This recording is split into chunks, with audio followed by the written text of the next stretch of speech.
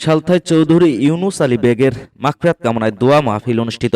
ফরিদপুরের সালথার ঐতিহ্যবাহী চৌধুরী পরিবারের কৃতি সন্তান বিশিষ্ট রাজনীতিবিদ ও বীর মুক্তিযোদ্ধা মরহুম চৌধুরী ইউনুস আলী বেগের মাগফিরাত কামনায় দোয়া মাহফিল অনুষ্ঠিত হয়েছে।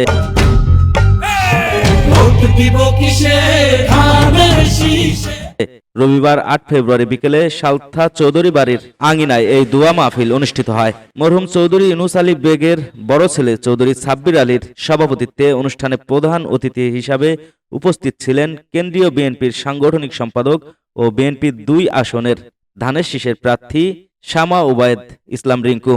অনুষ্ঠানে আরও উপস্থিত ছিলেন উপজেলা বিএনপির সাবেক সভাপতি সিদ্দিকুর রহমান তালুকদার, উপজেলা পরিষদের সাবেক vice chairman Mohammad Asad Matubbar, senior সহসভাপতি শাহিন মাতুব্বর, যুগ্ম সাধারণ সম্পাদক খন্দকার খায়রুল বাশার আজাদ, সাবেক UP chairman Inamul Hossain Taramia, BNP নেতা ইদ্রিস আলী মোল্লা, আব্দুর রহমান, আব্দুর রব, যুবদল নেতা হাসান আশরাফ, ইনায়েত হোসেন, মিরান হুসাইন, খোকন মাতুব্বর ও ছাত্রদল নেতা রিজাউল ইসলাম রাজ। প্রধান অতিথির বক্তব্যে শামা ওবায়দ ইসলাম রিঙ্কু বলেন, মরহুম চৌধুরী ইউনুস আলী বেগ কাকার পরিবারের সাথে আমাদের পারিবারিক সম্পর্ক ছিল।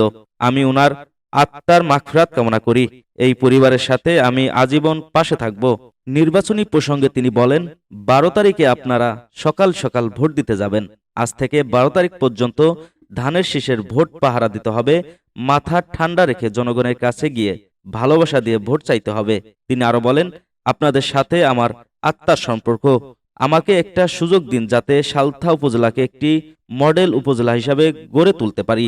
অনুষ্ঠানের শুরুতে মরহুম চৌধুরী ইউনুস আলী বেগের কবর জিয়ারত ও মোনাজাত করা হয়। দোয়া পরিচালনা করেন উলামা দলের কেন্দ্রীয় কমিটির দপ্তর সম্পাদক মাওলানা মাসুম বিল্লাহ।